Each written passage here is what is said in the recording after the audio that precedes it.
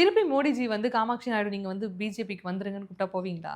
இல்லடா கண்ணு. அதாவது என்னன்னா, பிஜேபிக்கு போகாததுக்கு அங்கேருந்து வந்ததுக்குமே காரணம் என்னன்னா, ஆர்எஸ்எஸ்ல பயணிக்கக்கூடிய நான் ஆர்எஸ்எஸ்ல 4 சாக்கா முடிச்சிருக்கேன். சும்மா நானும் ஆர்எஸ்எஸ்காரனா இருந்து 4 சாக்கா முடிச்சேன்.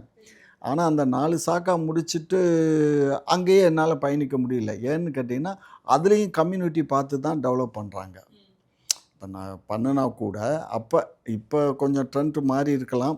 பட் அன்னைக்கு வந்து ட்ரெண்ட் வந்து எல்லாமே அந்த பூணூலுக்கு தான் மரியாதை இருந்துச்சே தவிர, அதர் தென் பூணூலுக்கு அங்க மரியாதை இல்ல.